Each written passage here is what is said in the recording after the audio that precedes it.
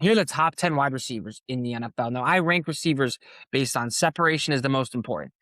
Do you get open consistently?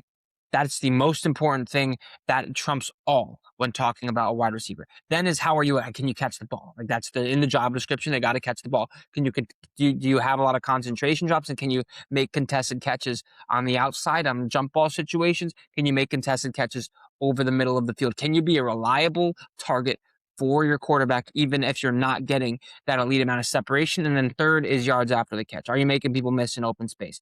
Are you creating extra after the catch? Are you able to take a quick slant to the house, or you quick slant, go down a 5-yard gain and relive to fight another down? Like what type of receiver are you when you get the ball in your hands? Now I rank them separation 1, carry at the catch point 2, yards after catch 3. Those are the most. That's how I rank the level of importance of a wide receiver's skill set. Keep that in mind. I also think there's a lot of receivers that I think you'd rather have in fantasy, but you'd probably not rather have in real life because of the situation they're in. And situation is everything. Situation doesn't always equal production because there are some wide receivers in garbage situations that I think are higher on this list than receivers in great situations where the production will tell you one receiver is better than the other, but that is not the case if you look at the totality of the argument. Now let's start with some sleepers, okay? And I got a couple of sleepers I want to throw at you guys right now. We're starting with Parker Washington from the Jacksonville Jaguars as one of the most underrated wide receivers in the NFL. In the back half of last season, he was terrific. 14.6 yards per catch, 277 yards after the catch. In the last 9 games, Parker Washington caught 41 of his 61 targets for 640 yards and 4 touchdowns, topping out at 100 yards 3 of his last 4 games, including a 100-yard 7-catch performance against the Buffalo Bills in the playoffs. Okay, Parker Washington is the real deal. He also had a couple of return touchdowns last year. He's nasty after the catch. And one really interesting stat that I saw on RotoWire is that Parker Washington was more effective. He averaged 0.75 more yards per target on the outside than he did on the slot.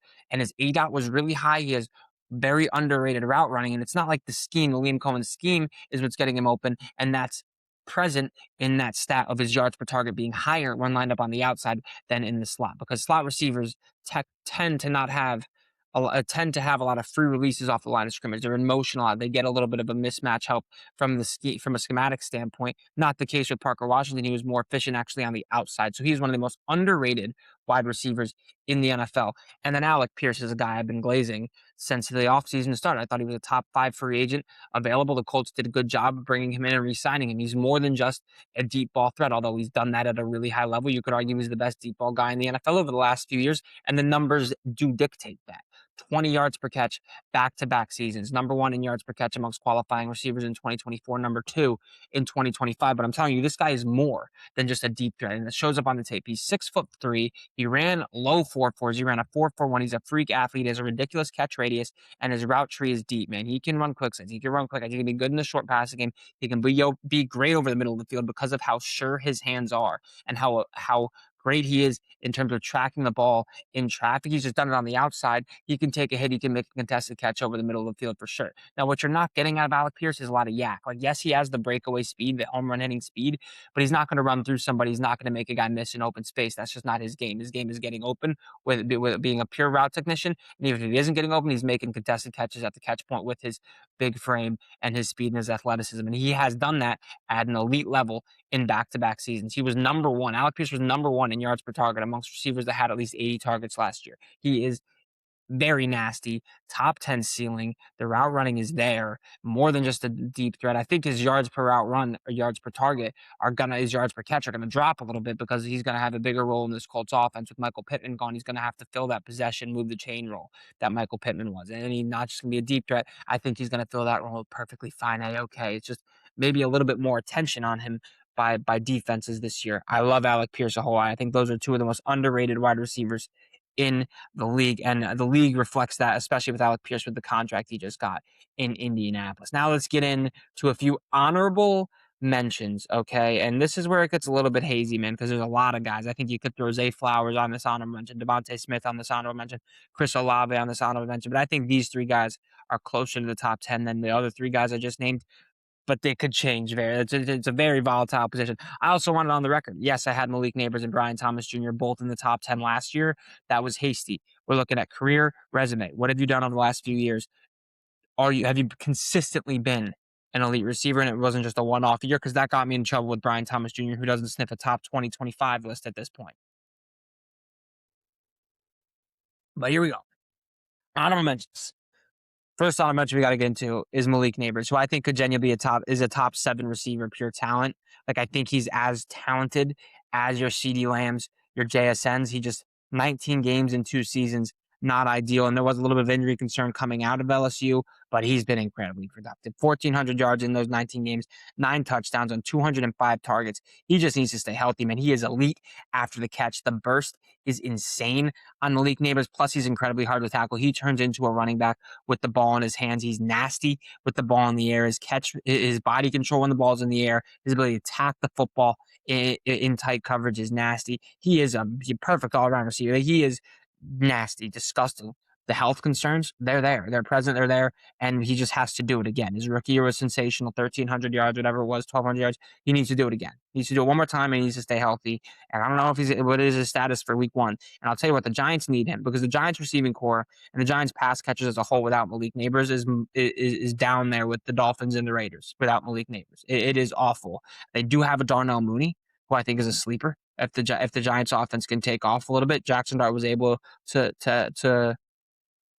produce, or to have Jackson Dart was able to feed 2 really good receivers at Ole Miss and have 2 productive statistical receivers next to him. Darnell Mooney's a really underrated player in my eyes. He never got on the same page with Michael Penix. He was terrific with Kirk Cousins. It was a top 2 receiving duo back in 2024 between him and Drake London in terms of yards. He was a 900-yard receiver. So I do believe in Darnell Mooney a little bit, and I think him and Malik Neighbors can be a good 1-2 punch, but as a number 1 option, not good, not ideal. It's better than the Vikings, or it's not Vikings. It's better than the Raiders. It's better than the Dolphins, but I can't think of a team that would be worse besides those two. If the Giants were rolling out Darnell Mooney and Darius Slayton in week 1. So they need Malik Neighbors, and he's had an elite target share. He's at almost a 30% target share in his career, rightfully so, because he is disgusting. So they need him, man. And another honorable mention, we're going to go with Terry McLaurin, man. I wanted to put him in this top 10 so bad, but I went back and watched some of the guys I had, and I was like, I couldn't do it. When he's on the field, he's incredibly efficient. He was 13 in yards per route run this year, 4th in first downs per route run as well amongst qualifying receivers. Just no explosiveness after the catch as some of the other guys on this roster, man. And he is good after the catch. I think he's an underrated aspect of his game. It's just not his specialty. He's a go ball getter. I'm gonna make plays in the red zone because I have the highest contested catch rate out of any receiver in the NFL over the past 6 seasons. That's his bread and butter. He goes up and gets the fucking ball. He's an elite route runner, especially on the deep routes. He's always had a high ADOT. He's always had a high yards per target, always had a high yards per catch, because he's incredibly efficient. He's an elite route runner, and that motherfucker catches everything in his vicinity, man. He catches fucking everything. He could genuinely find himself back in top 10 and close to top 5 categories if he has one more monster year. But not only does he not have some yak that everybody on this list above him has, even though he has yak, it's just not at the high level. He also is aging, and I feel like everybody on this list is either in their prime or just entering it, and he is getting up there a little bit. How old is Terry McLaurin? Terry McLaurin, he's like 28, I'm guessing. He's 30. So, yeah, he's definitely getting up there a little bit. So that's another reason we have him dropped just a hair. But when he was on the field last year, he was incredibly efficient. And the first guy off this top 10 list, he'd probably be the 11th best receiver in the NFL in my eyes right now, is Drake London. And I'll just segue into number 10, too. I have Nico Collins at number 10. And that was the final argument, is who are we putting in at the 10 spot, Nico Collins or Drake London? It came down to a few things. And one of the main ones was average depth of target. Nico Collins runs a way more diverse route tree. He's faster than Drake London, and he has more yak. He led the NFL in yards after the catch in 2024. He's better with the ball in his hands. And the contested catch stuff, it's obvious like Drake London is better, but Nico's not that far off. He's really good at the contested catch as well. He's faster, just as big, better after the catch, better route runner, 13.3 average depth of target to Drake London's 11.2 or whatever it was. Collins is elite after the catch, 4.6 yards after the catch last season to London's 3.6. Collins led the NFL in yak a few years ago, and the numbers aren't far off in terms of his yak production with Tyreek Hill and Jamar Chase. Like, it's in the same realm, and that's ridiculous. Not to mention he had 1 drop on 120 targets. Amon-Ra, slightly lower average depth of target, but a higher catch percentage and yards after the catch per reception, and that's who I have at number 9. And now this is going to be the most controversial one, is how on earth do you have Amon-Ra St. Brown, who's 1,400 yards, 1,300 yards, 1,400 year in, year out, at number 9? and you have guys above him that have never sniffed that number in their entire career. And the answer is this. And I said this last year, and I'm going to say it again. Amon-Ra St. Brown is in the perfect scenario for a slot receiver as skilled and talented as he is, because he's elite receiver, one of the best slot receivers in the NFL to produce. You have an elite run game, top 2 running back in the NFL, top 5 tight end on the outside, another top 25, 30 receiver in Jameson Williams, one of the best deep threats in the NFL. That's beautiful for a slot receiver to produce. You're not the number one name circled on a week in, week out basis when defenses come to game plan for you, like a lot of other number one receivers are. This is not to mention he had one of the best play callers of this generation calling plays for him in those last 2 seasons. Dan Campbell's one of the best coaches in the NFL calling plays from this season. Amon-Ra St. Brown is a nasty route runner, one of the best route runners in the NFL. Really reliable hands for the most part. He had 10 drops this year, according to Fantasy Pros, which is second in the NFL, but usually really, really reliable hands over the middle of the field. He can take a beating over the middle of the field. He's a really good contested catch guy, and he's also nasty after the catch. Averaged 4.9 yards after the catch per receptions and had 152 yards after contact. That's 25% of his yak. So it's not just like he's getting schemed open and getting some separation because of Dan Campbell drawing that shit up to get him the ball in open space, which is a lot of it actually, but he also gets 25% of his yards after the catch after contact. He's breaking tackles. He's making guys miss, and he's fighting for extra yardage. He is a beast, but you're not throwing this guy a go ball on the outside. He gets a lot of free releases off the line of scrimmage. He does have Jameson Williams taking all the deep targets. His 8 out is below 8. He's not a field stretcher. He's a possession receiver who's on a really, really good offense, and he's incredibly reliable, and he has a guy that gets the ball out faster than most of the quarterbacks in the NFL. That's very beneficial for a guy that runs a lot of underneath stuff. And now Amon-Ra runs a lot of underneath stuff, and he's terrific at it, and he's a chain mover, and he's a nasty route runner. But here's the thing. Would you rather throw a go ball on the outside to George Pickens, or would you rather throw a go ball on the outside to Amon-Ra St. Brown? And we know George Pickens can line up in the slot because he did it a good amount, especially in the weeks where he needed to be the X receiver on the outside, the CeeDee Lamb-less weeks. That's when George Pickens feasted, and that's who I have at number 8. And my biggest thing with GP is the route tree. And you saw the ability of him to run a full wide receiver, X receiver route tree in the week CeeDee Lamb went down. His route tree outside of those 3-4 games, it was quick slants, curls, go balls exclusively.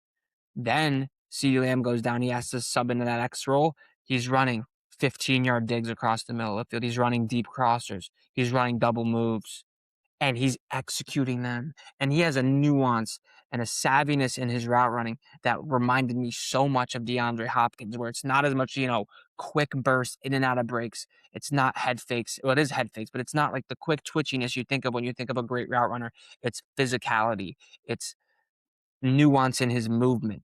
And at the top of his route tree, it's creating space with his physical presence more than it is his burst and his acceleration. And he's developed so much as a route runner.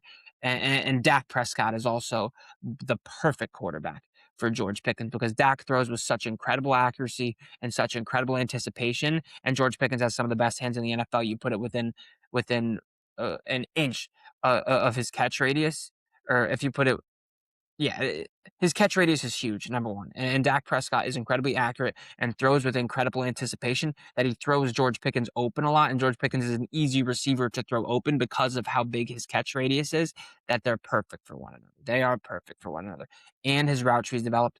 And he's underrated after the catch, especially this year in Dallas. He was hurdling guys. He was so nasty at absorbing contact and having really good contact balance and continuing to fight for extra yardage. George Pickens is a better all-around receiver than Amon-Ra St. Brown. Amon-Ra is probably a little bit better after the catch, but if you're talking pure route running, man, I think George Pickens might have a deeper route tree. Like, he's capable of running deeper routes down the field. He's a much better deep threat. He's a much better, I wouldn't say much better at the catch point, but he's better at the catch point, better red zone guy. And he's good after the catch too. So it's definitely interchangeable between those two guys. It's 10.4 yards per target from Pickens, ranked fourth amongst receivers with at least 80 targets, third amongst receivers with at least 100 targets. He is better. He was more efficient than Amon-Ra St. Brown, and both of them are in really, really favorable scenarios as well. I have A.J. Brown at 7 above George Pickens. This guy was pretty consensus top 5 or 6 a year ago. I'm not sure why we're fading him that much because the Eagles' offensive line was garbage and Jalen Hurts without time was a different quarterback. That was the worst offensive line Jalen Hurts has ever played with. I don't think it's a coincidence that he had a career high in sacks. He had it was just one of the worst career statistical seasons of Jalen Hurts' career, and his offensive line was garbage. Lane Johnson banged up, can't stay healthy. Cam Jurgens, garbage, just bad at football. And then Landon Dickerson, old, aging, can't stay healthy. Jordan Mailata was not as good this year as he was in 2025. Or 2024. So I think you saw that regression in the entire offense, not to mention Kevin Batulo sucked. A.J. Brown saw a little bit of that, but let's not forget this guy had 1,400 yards back-to-back seasons. He had 1,100 yards in 4 games in 2024. He was top 5 in receiving yards in the NFL since 2022, and he's a lean 220 who ran a low 4.5. This guy is nasty on the outside. He's a great contested catch guy, great in the red zone, great deep ball threat, and he's a beast after the catch. Talk about contact balance with George Pickens. A.J. Brown's got that too. Now, he is aging a little bit as well. What is he, like 28 now? So he's 29 years old. So that could be concerning a little bit, but I just think AJ's had the production back to back years, and then it was one down year where he still had 1,000 yards last year, and that is with Devontae Smith on the other side, and that is with Saquon Barkley, and that the run game in Philadelphia being the primary driving factor of that offense, and AJ Brown was still able to put up 1,400 yards, 1,100 yards in 14 games. He is nasty, man. If he was on a team like the Ravens, or not the Ravens, like the Bengals that airs it out as much as they do, or a team like Dallas that airs it out as much as they do, he could have had a monster total at some point in his career. And I think we're going to see him have a fantastic year back with Vrabel and Drake May in New England. He might be a real problem. And so A.J. Brown, easily still a top 10 receiver, still arguably top 8. I think, and he's another guy, like he's just better than Amon-Ra St. Brown. I don't know how you watch Amon-Ra and you watch A.J. Brown and you think Amon-Ra's better. Like, you're just trying to be cute. You're trying to be cute at that point. And this is going to be the controversial one, but I genuinely do believe in my heart of hearts that Garrett Wilson is a top 6 wide receiver in the NFL. I think Garrett Wilson is as talented as a CeeDee Lamb, a Jackson Smith and Jigba, a Jamar Chase, a Jettas. He just hasn't been put in a situation where he can succeed like that yet, because the Jets are the most poverty franchise in the history of not just football, but in all of sports. Garrett Wilson is one of 5 wide receivers to have caught 70 passes and 1,000 yards in their first 3 seasons. The other 4 are Odell Beckham Jr., Michael Thomas, Jamar Chase, and Justin Jefferson. All 4 of those guys had at least league average quarterback play. A couple of them have had way above average quarterback play. Michael Thomas with Drew Brees, Jamar Chase with Joe Burrow. Justin Jefferson had Kirk Cousins. Kirk Cousins would be probably the greatest Jets quarterback of all time, unironically. And Odell Beckham Jr. had Eli Manning, 2-time Super Bowl MVP, top 11 in passing yards and passing touchdowns. Garrett Wilson has had Tim Boyle, Chris Streveler, Zach Wilson. And the one point in his career where he did have at least league average quarterback play, if you can call it that, with Aaron Rodgers in 2024, before they traded for Davante Adams from weeks 1 to weeks 10. Garrett Wilson led the NFL in targets. He was number 1 in receptions, 3rd in receiving yards. The only guys with more receiving yards than him, Justin Jefferson and Jamar Chase in that span. He then went from number 1 in receiving yards to 24th. Number 1 in targets to 24th in targets. Week 10 and on, post Davante Adams trade in 2024. And we saw his production just plummet because Aaron Rodgers wanted to play catch with his best friend Davante Adams, which is fair. The Jets season was over. They're allowed to do whatever the fuck they want. But Garrett Wilson, the only instance in his career he had average quarterback play and had a number one target share, which he usually is up there in targets. He gets peppered the ball, but it's never anything deep down the field because they just don't have a quarterback that can stretch the field. Also, Aaron Rodgers sold Garrett Wilson. Most of the quick slants and most of the quick throws that Garrett Wilson caught from Aaron Rodgers behind him. Hit that dude in fucking stride, and he's going to take that shit to the house, okay? If he has to come back for every ball, he loses his momentum. Don't even get me started. Aaron Rodgers was garbage on the Jets. He stopped. There was game-winning drive after game-winning drive, opportunity after opportunity. Aaron Rodgers just let it go by the wayside. There was no clutch gene for Aaron Rodgers during his time in New York. He was garbage in a 2-minute drill. Garrett Wilson could have had a walk-in touchdown to put the Jets up in London against Minnesota. Garrett Wilson could have had a walk-in touchdown against the Miami Dolphins down the sideline. Aaron Rodgers airmailed it out of bounds. He could have had a walk-in touchdown, not even walking, he was standing and touch in the end zone, wide open against Seattle, a game that the Jets lost, even though they jumped out to like 14-0 lead, had a kick return touchdown from Chaden Wasu, or whatever the fuck his name is, and Aaron Rodgers just shits down his leg. Garrett Wilson wide open in the end zone, airmail, fuck you, sorry. He could have had at least 3 more touchdowns, at least 200 more yards, and that's before they traded for Davante Adams. And they traded for Davante Adams. They just stopped throwing him the fucking ball, which is fair. I mean, Davante had like 200 yards and 2 touchdowns in the second half against Jacksonville that year as well. And Garrett Wilson also didn't have a touchdown in that game. So, like, Garrett Wilson was still getting fed, but it was just not on the same level. Not on the same level. And if Aaron Rodgers was accurately feeding Garrett Wilson the ball before they traded for Davante Adams, they wouldn't have been 2-4 after talking about, playoffs. This defense with Aaron Rodgers, blah, blah, blah. If Aaron Rodgers could have thrown the ball accurately to Garrett Wilson a few more times, they probably would have not been in a situation where they needed to trade for Davante Adams in the first place. So his numbers probably would have been better in 2024, which I thought was his best season he's put on tape, was in 2024 with A-Rod. He just gets open so much. He led the NFL in missed tackles per reception in 2024. He doesn't have a good quarterback. Like, his ADOT's always low. He doesn't have a quarterback that can stretch the field. He doesn't have a quarterback that can hit him accurately consistently. And it's just awful. And people are going to be like, oh, he didn't even have 400 yards last year. First of all, he didn't play 7 games. He played like 2 snaps against Cleveland. He played the first half against the Broncos. He really only played 5 games. And in that 5 games, he had 400 yards. Before that Denver game in London, he was on pace to have career highs. He was on pace for 1,300 yards. And that was Justin fucking Fields throwing him the football. The guy's an elite route runner. The guy's elite at the catch point. Every single year we see Garrett Wilson with the catch of the year. You can argue it wasn't against the Bills in week 1 in 2023. You could argue that like Cortland's son had a crazy one-hitter. You can't argue it in 2024 on Halloween against the Houston Texans. That was the greatest catch of the year. You could argue that's been the greatest catch of this decade. Either that or Justin Jefferson on 4th down. If you take, it's probably Jetta's on 4th down against Buffalo, quite frankly. That's probably the best catch of this decade. But Garrett Wilson is right up there, man. And if he's so nasty, and I'm the only one that knows that. I'm the only one. And I understand if you don't think that because you don't watch the Jets, and I don't blame you for not watching the Jets. I promise you, in my heart of hearts, there's nobody that I believe in more on a football field than Garrett Wilson. There's nobody. I've seen this guy do things that just don't make any fucking sense with dog shit quarterback play. And stop. I'm going to get emotional out here. Time out. It really is that deep, though, bro. This guy could have requested a trade 10 million fucking times. This franchise does not deserve him. Woody Johnson does not deserve a guy like Garrett Wilson. That guy should have requested a trade if he knew what was good for him 2 fucking years ago. Or right when Aaron Rodgers traded for Davante, I'd be like, fuck this shit, dude. Davante's nice. He's a cool guy. Aaron Rodgers, I would have had a water break here, Chet. It's just we live in an era where these athletes don't give a fuck about the team. It's a name on the back of the jersey thing, not a logo on the front of the jersey thing, especially in American sports. And Garrett Wilson is just the opposite of that. In a time where athletes have more power than ever and they can do whatever they want and loyalty isn't really even a thing anymore, Garrett Wilson has stayed loyal to the New York fucking Jets. So yeah, I'm going to go to bat for my guy. I'm going to die on that sword.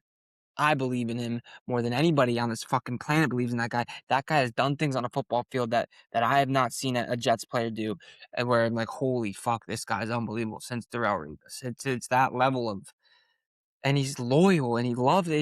He wants to win in New York. He doesn't want to win anywhere else. It's just like, those guys you have to have a certain level of respect for. He's not like A.J. Brown, who just won a fucking Super Bowl with the Philadelphia Eagles, and he's crying like a little bitch about his targets, okay? Garrett Wilson's out here winning 4 fucking games, getting the ball, getting hospital after hospital, getting airmail after airmail. He routes up dudes in the most creative ways you've ever seen anybody get routed up just to get airmailed out of fucking bounds. And you got to deal with Aaron Rodgers talking about his ayahuasca trips and how, well, actually, Garrett, here's 10 million fucking signals that you need to remember. And if you don't memorize all these and you run an out route 2 yards deeper, I'm not going to throw you another ball. I'm going to request a trade for Davante Adams. Go fuck yourself. Garrett Wilson deserves all of the flowers. All of the flowers. And you guys are going to say glaze. You're right. I am glazing. Absolutely. And it's rightful glaze because he has no business still being on this team. No business. He should have requested a trade 2 years ago. He doesn't, and he doesn't. And he's so nasty. He makes guys miss and look fucking silly. He single-handedly retired Jalen Ramsey in one fucking game. Sent that guy to the washed factory. He's a top 6 receiver in the NFL. I'm so confident he's as talented as a CD, as a JSN, as a Puka. It's just he hasn't been put in a situation to produce at the highest level the way that these guys have, man. He's unreal, and he's loyal, and Jets fans deserve him. Woody Johnson and that Jets ownership and the Jets franchise don't deserve Garrett Wilson. Number 5, top 5 receiver in the NFL. It's got to be CeeDee Lamb. Got to be CeeDee Lamb at number 5, man. The dude, I watched every single George Pickens target, and then I watched every single CeeDee Lamb target. And it took me about 4 reps to realize, okay, yeah, CeeDee's still better than George Pickens. It's just the movement. It's the fluidity in his movements, in his routes, in and out of his breaks, the diversity of his route tree, his ability to stretch the field. He did have a little bit of a drop problem last year, which is like, yeah, I'm hoping it's just a flash in the pan. It's one thing. New guy George Pickens in town. I'm sure he's a little bit intimidating in the locker room. Better catch the fucking ball, but he is nasty. Elite yak. 3rd in receiving yards since 2022. Led the NFL in receiving. Had a 1,700-yard season. CeeDee Lamb is disgusting. Whole package. Can do it all. Line up in the slot, line up in the outside. Could take handoffs out of the backfield. Elite after the catch. Really good at the catch point as well. One of the best deep threats in the NFL. Home run hitter. Reliable hands. He's everything you need in a prototypical receiver in today's NFL, which is, can you line up on the outside? Can you line up in the slot? And he can do that. And he can do all that. And JSN at number 4. You could argue CD's still better than JSN, and it was just one really, really good year, but the efficiency on JSN this season was ridiculous. 163 targets, and he was still first in yards per target out of any receiver with over 100 targets. That is elite efficiency on incredibly high volume. And I didn't go back and look at CD's yards per target that 1,700 year and how many targets he had and whose were higher in terms of like which year was that player more productive. But JSN, that is just nasty, nasty. One of 2 players on this list, by the way, to win Offensive Player of the Year. And I do think a guy got robbed named Jamar Chase, who was more impressive. Triple Crown or 2,000 yards rushing. I think Triple Crown is way more impressive, in my opinion. Less guys have done it since the merger. I think Jamar should have won Offensive Player of the Year in 2024, but that's just me. And then Puka Nacua has a legitimate argument for number 1 wide receiver on this list. We're going to keep him at number 3 for now because we don't promote alcoholism, and he might be an alcoholic. But he is the first player in the PFF era to catch 40-plus passes in 4 weeks and not drop a ball. That's crazy. 1,100 yards in 2024. He missed 5 games. 1,700 yards in 2025, the most yards per game in the NFL last season, the most yards after the catch in the NFL last season, just 4 drops, 13.3 yards per catch, most yards per game, 1,400 as a rookie. Yeah, Puka is that guy, man. He's disgusting. He has an argument for number 1 receiver in the league for sure, but I'm still putting Jettas and Jamar above him. And these guys are interchangeable. My take on these guys has not changed. It's Jamar probably a little bit better right now because of his burst and his athleticism, but I think Jettas is right there, and I think Jettas is built for more longevity in the NFL because he doesn't rely on his athleticism and his burst as much as Jamar does, and Jettas is a better separator. He's a better route runner, and I think he has slightly better hands.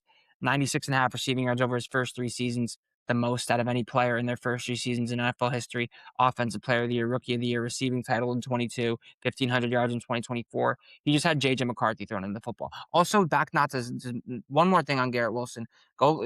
Justin Jefferson only 1,000 yards from scrimmage, or 1,000 receiving yards this year with dog shit quarterback play.